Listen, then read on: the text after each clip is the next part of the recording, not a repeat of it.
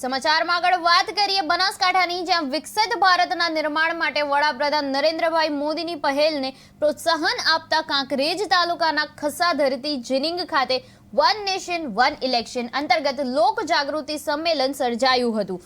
આ સંમેલનમાં 15 કાંકરેજ વિધાનસભાના પ્રબુદ્ધ નાગરિકોને દેશવ્યાપી ચૂંટણી વ્યવસ્થામાં સુવ્યવસ્થા અને એકતા વિશે માહિતગાર કરવામાં પ્રયત્ન કરવામાં આવ્યો હતો। કાર્યક્રમની અધ્યક્ષતા ભાજપના બનાસકાંઠા જિલ્લા પ્રમુખ તેમજ પૂર્વ શિક્ષણ મંત્રી કીર્તિસિંહ વાઘેલાએ કરી હતી। દીપ પ્રાગટ્ય સાથે કાર્યક્રમનો આરંભ થયો હતો અને વડાપ્રધાન શ્રીના નિર્ણયને નારાએ અને તડીધ્વની સાથે આવકારવામાં આવ્યો હતો। આ પ્રસંગે અનેક અગ્રણીઓ ઉપસ્થિત રહ્યા હતા, જેમાં પૂર્વ પ્રદેશ મહામંત્રી કિસાન મોર્યા ફલજીભાઈ ચૌધરી, બનાસ બેંકના ચેરમેન ડાયાભાઈ પીલિયાતર, જિલ્લા ભાજપ મહામંત્રી કનુભાઈ વ્યાસ, પૂર્વ પ્રમુખ જિલ્લા પંચાયત હરગોવનભાઈ શિરવાડિયા, સુખદેવસિંહ સોડા, બાબુભાઈ ચૌધરી, નટુભાઈ પટેલ, સંગઠન મંત્રી રમેશભાઈ દેસાઈ, ઈશ્વરભાઈ પટેલ, ભારતસિંહ કરણસિંહ વાઘેલા, કિરીટભાઈ ઠક્કર, પૃથ્વીરાજસિંહ વાઘેલા, અમરસિંહ સોલંકી, રમેશભાઈ જોશી તેમજ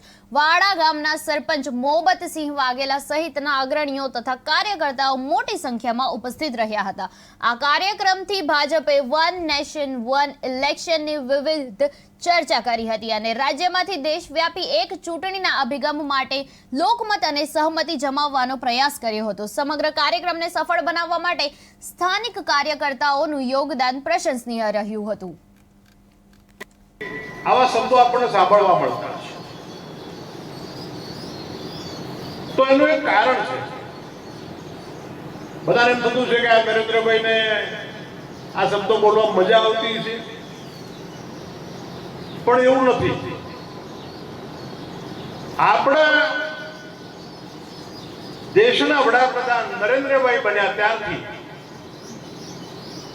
એક ભાવ સાથે આ દેશનું શાસન સંભાળ્યું છે અને ભાવ એ છે કે આ એક દેશ એક રાષ્ટ્ર 140 કરોડ આ દેશના નાગરિકો ભાઈઓ બહેનો આ એક પરિવાર છે અને તમામ અધિકારો, તમામ સેવાઓ, તમામ વ્યવસ્થાઓ જે ગુજરાતના નાગરિકને મળવી જોઈએ એ જ બિહારના નાગરિકને મળવી જોઈએ। જે વ્યવસ્થા જે સગવડ મુંબઈના નાગરિકને મળતી હોય એ જ રાજસ્થાનના નાગરિકને પણ મળવી જોઈએ।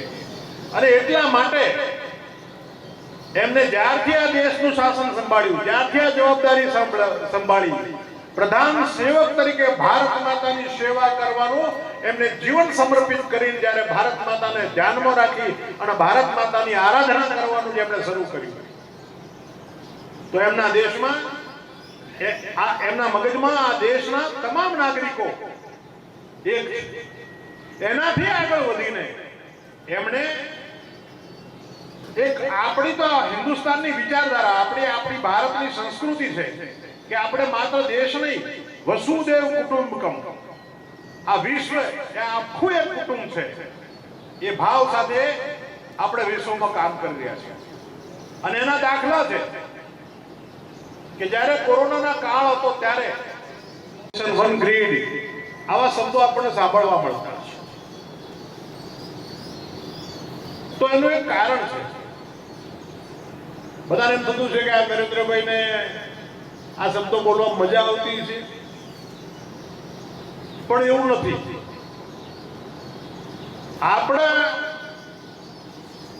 દેશના વડાપ્રધાન નરેન્દ્રભાઈ બન્યા ત્યારથી એક ભાવ સાથે આ દેશનું શાસન સંભાળ્યું છે અને ભાવ એ છે કે આ એક દેશ એક રાષ્ટ્ર 140 કરોડ આ દેશના નાગરિકો ભાઈઓ બહેનો આ એક પરિવાર છે અને તમામ અધિકારો, તમામ સેવાઓ, તમામ વ્યવસ્થાઓ જે ગુજરાતના નાગરિકને મળવી જોઈએ એ જ બિહારના નાગરિકને મળવી જોઈએ। જે વ્યવસ્થા જે સગવડ મુંબઈના નાગરિકને મળતી હોય એ જ રાજસ્થાનના નાગરિકને પણ મળવી જોઈએ। અને એટલા માટે એમને જ્યારથી આ દેશનું શાસન સંભાળ્યું, જ્યારથી આ જવાબદારી સંભાળી, પ્રધાન સેવક તરીકે ભારત માતાની સેવા કરવાનું એમને જીવન સમર્પિત કરીને જ્યારે ભારત માતાને ધ્યાનમાં રાખી અને ભારત માતાની આરાધના કરવાનું જેમણે શરૂ કર્યું, તો એમના દેશમાં એમના મગજમાં આ દેશના તમામ નાગરિકો એક છે. એનાથી આગળ વધીને એમણે એક આપણી તો હિન્દુસ્તાનની વિચારધારા, આપણી ભારતની સંસ્કૃતિ છે કે આપણે માત્ર દેશ નહીં, વસુદેવ કુટુંબકમ,